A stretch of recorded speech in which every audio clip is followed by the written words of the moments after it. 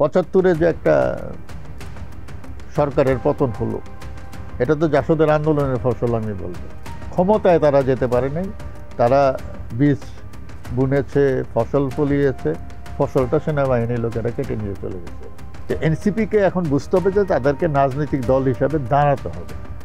তারা যদি এখনই ক্ষমতায় যাওয়ার স্বপ্ন দেখে, এটা হবে খুবই প্রিম্যাচিওর। জাসদের রাজনীতি নিয়ে অনেক গবেষণা করেছেন, বইও লিখেছেন। 1972 সালে জাসদের যে জন্ম হলো, তখনও তো তরুণ একটা নেতৃত্বেই জন্ম হলো। তাদের যে আশা, আকাঙ্ক্ষা, স্বপ্নের কথা বলে জন্ম হয়েছিল, সেইটার সাথে 24শে আগস্টের পরে তরুণদের নিয়ে যার একটা দল গঠিত হলো, এই দুইটার ভিতরে আপনি কোনো মিল অমিল বা কোনো কিছু খুঁজে পান কিনা? না, কিছুটা মিল আছে। মিল হচ্ছে তারুণ্যের মিল। হ্যাঁ, বেশিরভাগই তরুণ, বেশিরভাগই ছাত্র। প্রেক্ষাপটের কনটেক্সটের কোনো মিল, কিন্তু কনটেক্সটে মিল আছে। যেমন জাসদের জন্মটা হয়েছিল তারা তরুণদের মধ্যে থেকে, এরা সবাই বেশিরভাগই ছিলেন ছাত্রলীগের অ্যাক্টিভিস্ট। তো ছাত্রলীগ তো অনেক পুরনো প্রতিষ্ঠান ছিল, এবং ওই সময় আমরা দেখি 1970 সাল থেকে তারা বিভিন্ন জায়গায়, কলেজে, বিশ্ববিদ্যালয়ে, ছাত্র সংসদে তারা নেতৃত্ব, নির্বাচনে জিতেছিল। তাদের একটা দৃঢ় ভিত্তি ছিল। তারপরে মুক্তিযুদ্ধে তাদের অংশগ্রহণ ছিল। তার উপর ভিত্তি করে তারা যখন সরকারের সঙ্গে যখন তাদের সংঘাত হলো, তারা সেই আওয়ামী রাজনীতি থেকে বেরিয়ে এসে জাসদ তৈরি করলেন, একটা নতুন ধারা সৃষ্টির চেষ্টা করলেন। তাদের এক ধরনের গণভিত্তি ছিল আমি বলবো। কিন্তু 24-এর আন্দোলনে যারা করেছেন, এটা একটা স্রেফ একটা বৈষম্য বিরোধী ছাত্র আন্দোলন, যে কোটা সংস্কারের জন্য, সরকারি চাকরিতে কোটা, অন্যান্য না, শুধু সরকারি চাকরি, এটার থেকে শুরু। এবং এটা মূলত শুরু হয়েছিল পাবলিক বিশ্ববিদ্যালয়গুলো থেকে, তারপরে এটা প্রাইভেট বিশ্ববিদ্যালয় বা অন্যান্যরা এর সঙ্গে জড়িত হয়েছে। তারা মনে করেছে যে এটা তাদের গোষ্ঠীগত স্বার্থের সঙ্গে প্রাসঙ্গিক, সেই জন্য তারা এটার প্রতি সংহতি জানিয়েছে। সেখান থেকে এসছে, কিন্তু এখানে রাজনীতিটা ছিল না। এটা রাজনৈতিক শক্তি হিসাবে এটার স্ফুরণ ঘটেনি। এবং 5ই আগস্টের পরেও আমরা যেটা দেখেছি, যে শূন্যতাটা রাজনীতির প্রক্রিয়া দিয়ে পূরণ করা হয়নি।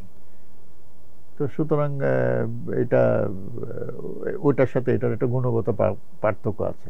তারপরে ধরেন জুলাই আন্দোলনের নেতারা, তারা কয়েকজনে মিলে রাজনৈতিক দল করলেন, তারা ইচ্ছা প্রকাশ করলেন তারা রাজনীতি করবেন, কিন্তু এই আন্দোলনে সবাই তো আর এই দলে আসেন নাই।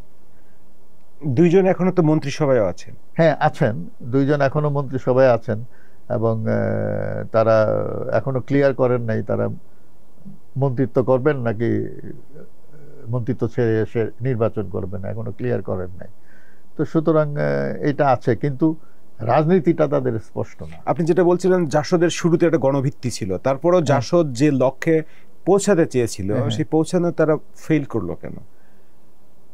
ফেল করলো কারণ তারা অনেক কিছু মানে ফেল করেছে, এটা তো আমরা বলতে পারি না।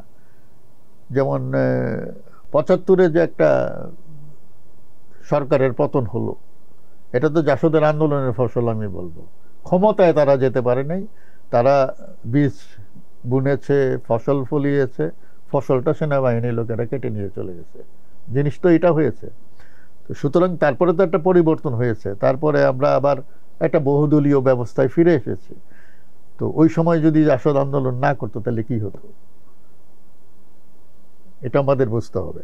তো সুতরাং রাষ্ট্র ক্ষমতায় জাসদ যেতে পারে নাই, নানান কারণ আছে। তাদের সেই যারা মুজিব পরবর্তী রাজনৈতিক পরিস্থিতির নিয়ন্ত্রণে নিলেন, তাদের সংহতি, তাদের মধ্যেকার শৃঙ্খলা, তাদের মধ্যেকার ম্যাচুরিটি অনেক বেশি ছিল। জাসদের পরে আরো কয়েকটি রাজনৈতিক দল গঠিত হয়েছে, তার ভিতরে বিএনপি একটা দল, জাতীয় পার্টি একটা দল। বিএনপি এখন একটা প্রধান দল হিসেবে আবির্ভূত হয়েছে, জাতীয় পার্টি সেভাবে আবির্ভূত হতে পারেনি। সার্বিক প্রেক্ষাপটে চিন্তা করলে এনসিপির ভবিষ্যৎ কি? এনসিপির ভবিষ্যৎ পুরোপুরি ডিপেন্ড করে যে এনসিপির রাজনীতিটা ক্লিয়ার করতে হবে। তাদেরকে বলতে হবে যে আমরা বাংলাদেশ এখন মোটা দাগে দুইটা শক্তি, একটা হচ্ছে ইসলামিস্ট ফোর্স, যেখানে জামাত ইসলামী আছে, ইসলামী আন্দোলন আছে, চরমোনাই আছে, আরো অনেক আছে, এগুলি ৭০-৭২টা পার্টি আছে ওদের মধ্যে, যদিও এদের মধ্যে সবচেয়ে সংগঠিত হচ্ছে জামাত।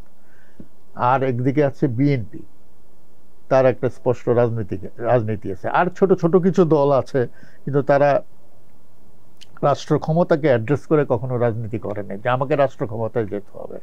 তারা লোকাল লেভেল নানান রকম ইস্যু নিয়ে রাজনীতি করে, নিজেদেরকে দৃশ্যমান রাখার চেষ্টা করে, এবং নির্বাচন হলে তারা বড় কোনো দলের পক্ষপুটে আশ্রয় নিয়ে সংসদে যাওয়ার চেষ্টা করে। তাদের আলাদা কোনো আমি দেখি না, রাষ্ট্র ক্ষমতা নিতে হবে সেই জন্য আমাকে তৈরি হতে হবে, ওই জিনিসটা তাদের মধ্যে নাই।